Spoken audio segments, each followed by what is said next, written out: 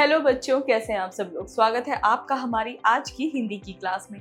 तो आज हम करेंगे हिंदी व्याकरण पाठ्य पुस्तक 7 का अध्याय 4 संज्ञा नाउन।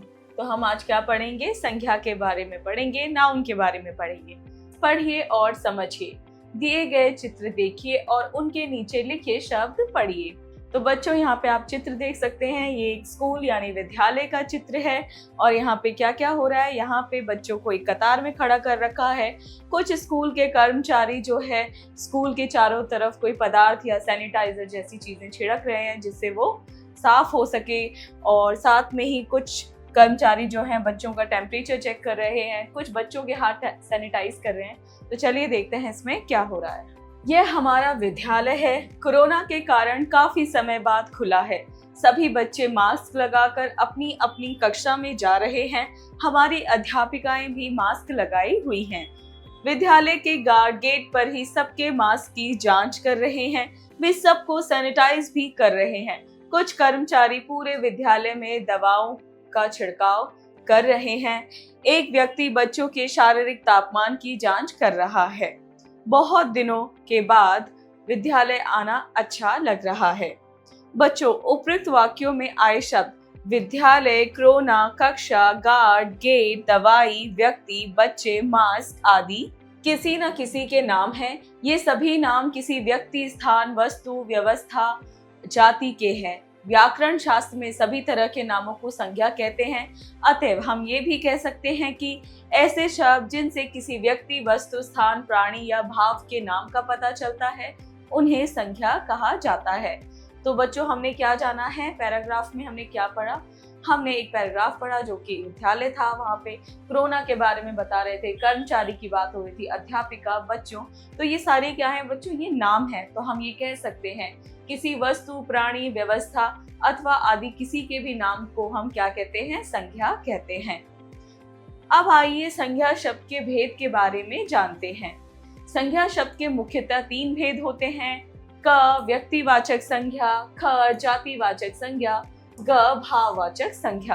पहला, व्यक्तिवाचक संज्ञा।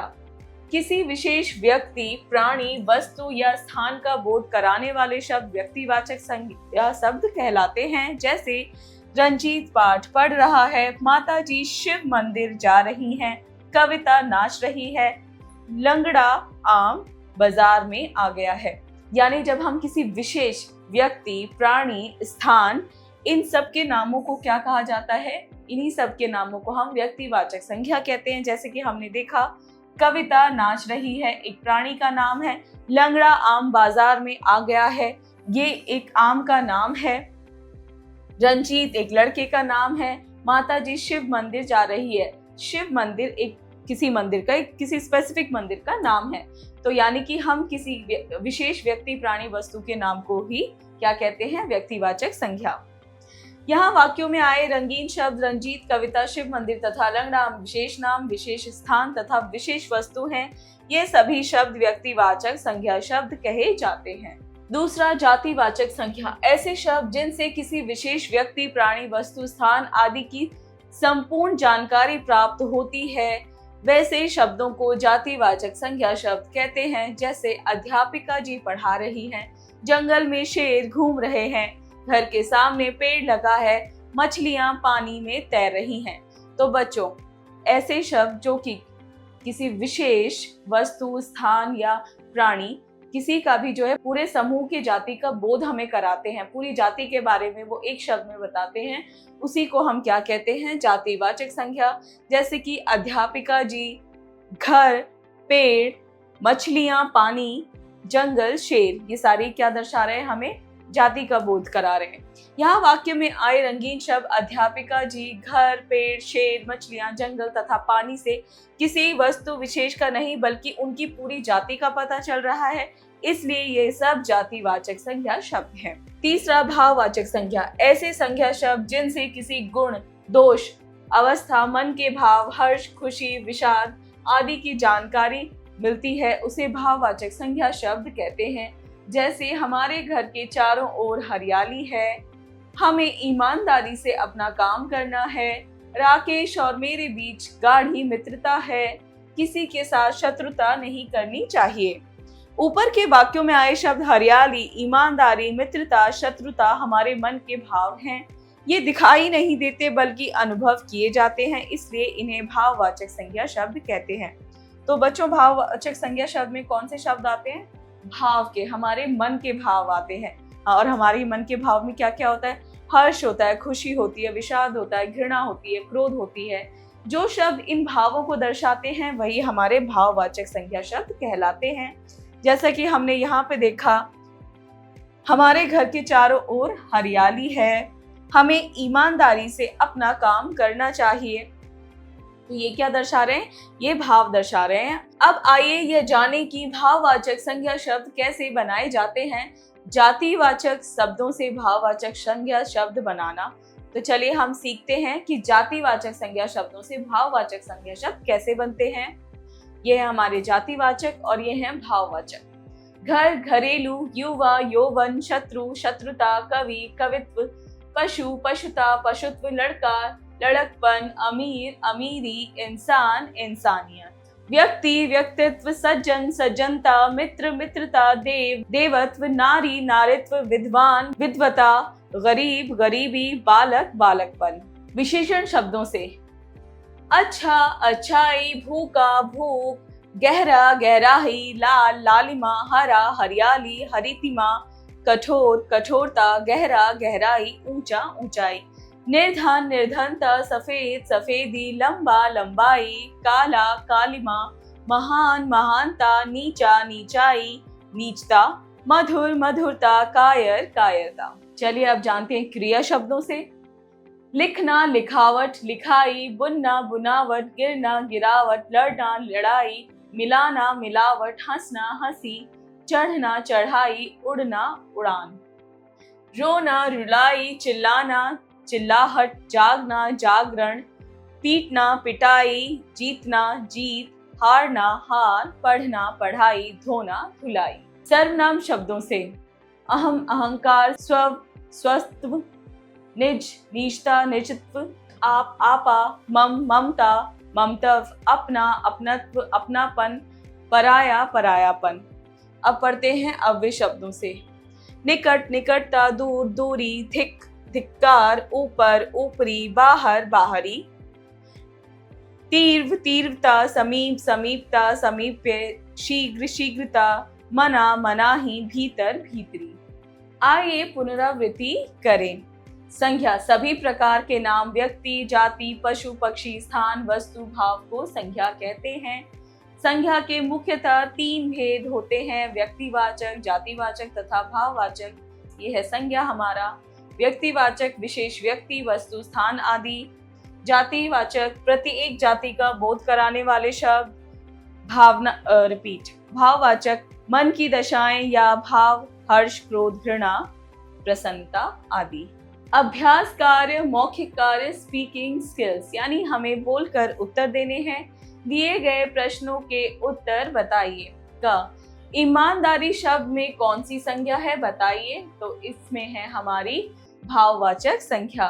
ख, संज्ञा के कितने भेद होते हैं बताइए। संज्ञा के 3 भेद होते हैं। ग, जंगल में शेर घूम रहा है, वाक्य में संज्ञा की पहचान करके बताइए। तो जंगल में शेर घूम रहा है हमारा है जातिवाचक संज्ञा। लेखन कार्य, राइटिंग स्किल्स, यानी हमें लिखकर उत्तर देने हैं। प्रश्न 1, दिए गए प्रश्नों के उत्तर लिखिए।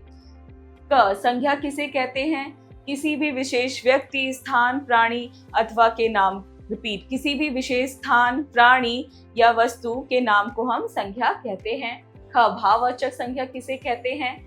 भाववाचक संज्ञा वे शब्द होते हैं जो हमारे मन के भाव को प्रकट करते हैं, जैसे घृणा, क्रोध, प्रसन्नता आदि।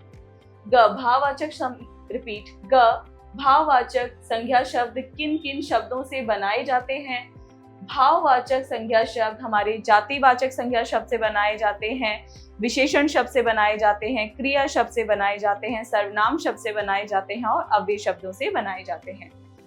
जातिवाचक संज्ञा की साधारण व्याख्या कीजिए। वे शब्द जो किसी प्राणी या किसी वस्तु की पूरी जाति का बोध कराते हैं वही हमारे जातिवाचक संज्ञा कहलाते हैं। जैसे घोड़े दौड़ रहे हैं। प्रश्न 2, दिए गए वाक्यों में से संज्ञा शब्द छांटकर उनके भेद भी लिखिए। तो हमें क्या करना है, यहाँ पे संज्ञा शब्द छांटने हैं और उनके भेद लिखने हैं। जैसे कि क, हिंदी हमारी राजभाषा है, तो हिंदी और राजभाषा हमारे संज्ञा शब्द हैं और ये है हमारा व्यक्तिवाचक। ख, तोते शोर मचाकर उड़ रहे हैं, तो तोते है हमारा संज्ञा शब्द और ये क्या है हमारा जातिवाचक।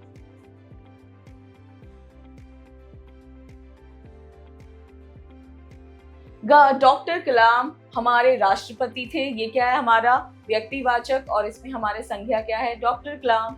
घ, मित्रता निभाना कठिन होता है, तो मित्रता है हमारा क्या संज्ञा और ये क्या है भाववाचक संज्ञा। इसी तरह बच्चों आप बाकी के भी वाक्यों को पढ़ेंगे और उसमें जो संज्ञा है उसे रेखांकित करेंगे और उनके भेद लिखेंगे। प्रश्न 3, संज्ञा शब्दों का उनके भेद से सही मिलान कीजिए। तो हमें क्या करना है, यहाँ संज्ञा शब्द दे रखे हैं और उनके भेद दे रखे हैं और मिलान करेंगे हम। मनुष्यता है हमारा भाववाचक, महल है हमारा व्यक्तिवाचक, तोते है हमारा जातिवाचक, अमेरिका है हमारा व्यक्तिवाचक, काबुली घोड़े है हमारा जातिवाचक, चंचलता है हमारा भाववाचक, उदासी है हमारा भाववाचक और पर्वत है हमारे व्यक्तिवाचक। प्रश्न 4, दिए गए शब्दों से भाववाचक संज्ञा शब्द बनाइए। तो बच्चों हमें यहाँ शब्द दे रखे और हमें इनके क्या करने हैं भाववाचक संज्ञा शब्द बनाने हैं। जैसे रोना रुलाई, प्यासा प्यास। तो बच्चों इसी तरह आप बाकी भी शब्दों को पढ़ेंगे और उनके भाववाचक संज्ञा शब्द बनाएंगे। प्रश्न 5, दिए गए शब्दों को उचित वर्ग में लिखिए। तो बच्चों यहाँ पे हमें क्या दे रखे हैं, यहाँ पे हमें बहुत सारे शब्द दे रखे हैं और हमें इनके सही वर्ग में लिखना है। जैसे कि हमारा व्यक्तिवाचक है वाराणसी,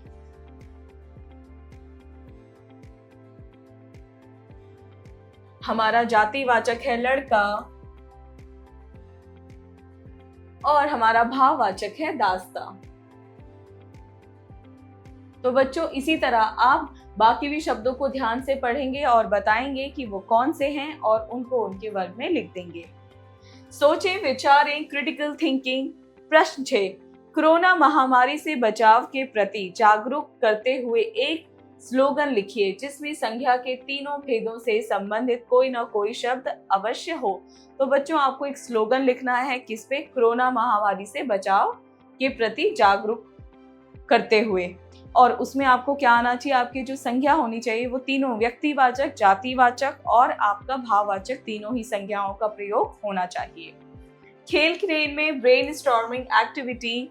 प्रश्न 7, प्रत्येक बच्चे से उसका नाम, शहर का नाम, घर का मोहल्ला, पसंद नापसंद की चीजें पूछें, फिर उन शब्दों को 3 संज्ञा के भेदों में वर्गीकृत करवाएं। तो ये आपकी क्लास एक्टिविटी है। आप क्या करेंगे, हर बच्चे से क्या करेंगे, उसका नाम, शहर का नाम, घर का मोहल्ला, पसंद नापसंद, हर चीज उसके बारे में जानेंगे, जानकारी लेंगे, नोट डाउन करेंगे और फिर उसे संज्ञा के तीनों भेदों में वर्गीकृत करेंगे कि कौन सा जो शब्द है वो कहाँ आ रहा है, व्यक्तिवाचक में आ रहा है, जातिवाचक में आ रहा है या भाववाचक में आ रहा है। प्रश्न 8, चित्र को देखकर उन शब्दों को लिखिए जो संज्ञा को दर्शाते हैं। तो बच्चों यहाँ पे क्या दिख रहा है, आपको चित्र दिखाई दे रहा है और चित्र में ऐसे कौन से शब्द हमें ढूंढने हैं जो संज्ञा को दर्शाते हैं। बच्चे, टेबल, अध्यापिका, ब्लैक बोर्ड, ये सारे हमारे क्या है, संज्ञा शब्द हैं और आप इनको नोट डाउन करेंगे। प्रेरणादायक मूल्य। इस दुनिया में किसी के साथ खुद की तुलना मत करो, यदि आप ऐसा करते हैं तो आप खुद का अपमान कर रहे हैं। तो बच्चों हमें किसी से भी कंपैरिजन नहीं करना चाहिए खुद का, हम सब स्पेशल होते हैं, हम सब के अंदर कुछ ना कुछ खास बात होती है, तो हमें कभी भी दूसरों से खुद को कंपेयर नहीं करना चाहिए। इसी के साथ बच्चों आपका ये पार्ट हुआ पूरा, मिलते हैं अगली क्लास में।